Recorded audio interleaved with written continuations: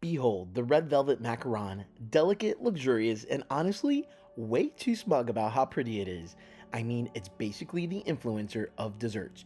You ever see a macaron in bad lighting? No. You ever see a macaron with imposter syndrome? Didn't think so. Today, we're not here to learn how to make these little divas. Oh no, we're here to experience them, witness them, maybe even emotionally bond with them. Because honestly, therapy is expensive, but staring at a tray of perfectly baked macarons? Free. And hey, if you enjoy this borderline romantic journey with baked goods, go ahead and smash that subscribe button like it's the last macaron at a brunch buffet. Go ahead, click it. I'll wait. Still here? Cool, let's vibe. So there I was, standing in the fluorescent glow of a Wawa. And if you're in this country and you don't know what a Wawa is, it's basically a food mart mixed with a gas station. And it's just too hard to explain right now, maybe for another video. But I was at a Wawa at 11:47 p.m., a time when most good decisions have already been made, and all that's left are the ones you'll question later. I was staring at a muffin. Not just any muffin, mind you, a red velvet muffin.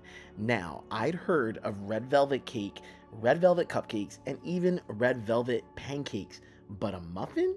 It felt like red velvet was really out here trying to infiltrate every corner of the baked good universe. But curiosity is a powerful beast, and I was weak. I grabbed that muffin, paid for it, and tore the wrapper like it owed me answers.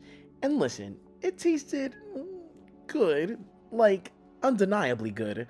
Moist, sweet, with all that cream cheese drizzle on top, doing its best impression of gourmet elegance in a gas station setting.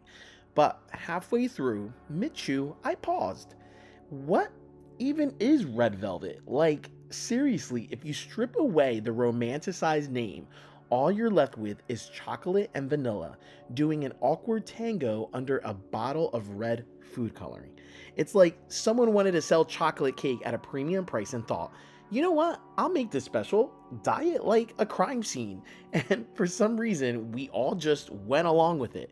But here's the kicker: despite my skepticism, despite my awareness that red velvet is, and its core, a mildly chocolate flavored imposter wearing a crimson disguise, I still got sucked in. Not long after the muffin incident, my dear friend, let's call her Linda because, well, her name is Linda, asked me to bake macarons for her son's wedding. And guess what flavor she requested? Yep, red velvet. Now, macarons are already a fussy dessert. They're like the diva of the baking world, demanding, temperamental, prone to cracking under pressure, and the expectation of red velvet sophistication. And suddenly I'm in the kitchen questioning every life choice that led me to this moment. But my friend, bless her, Pinterest loving heart, wanted those little crimson sandwich cookies to match the wedding theme.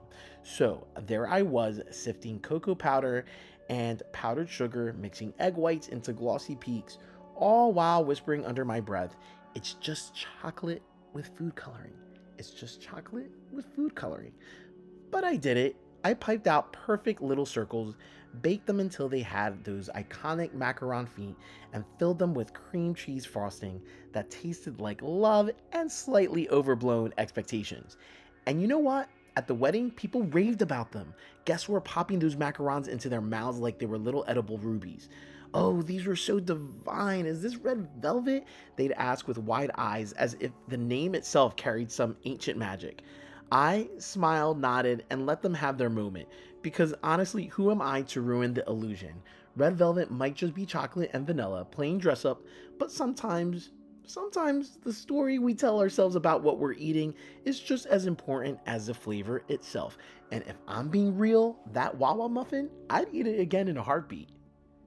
Now, just for the record, I've baked chocolate macarons before, and if you haven't seen that video, it's going to pop up on the top here of the screen. But red velvet macarons also have cocoa powder, and it could prove difficult baking these because cocoa powder has fat inside of it. So macarons do not like oils and fat. And my first time trying to make chocolate macarons was a nightmare. I swear I wanted to just throw the tray of baked macarons at the window or off a cliff it just really got me angry because macarons take a long time to bake, let alone try to make red velvet macarons was proving to be very difficult. Sometimes these puppies, if you don't fold in the macaronage right, they end up popping like volcanoes and they erupt, and it's just a big, gigantic mess. But these macarons, for this batch that I did right here in this video, they came out absolutely perfect. So if you're going to make macarons for the first time, please don't make chocolate macarons and please don't make red velvet macarons. Don't make any macarons that you're going to have to add any additional ingredients inside of it. I swear you will thank me later for following those instructions.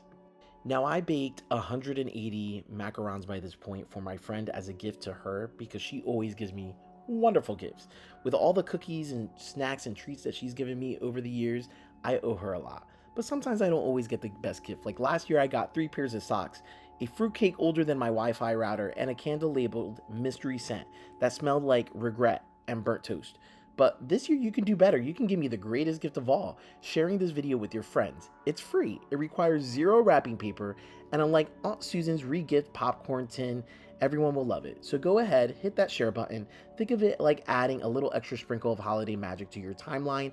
And hey, if you share it enough times, maybe, just maybe, I'll finally get that jetpack I've been asking for since 2004. Happy holidays and happy sharing.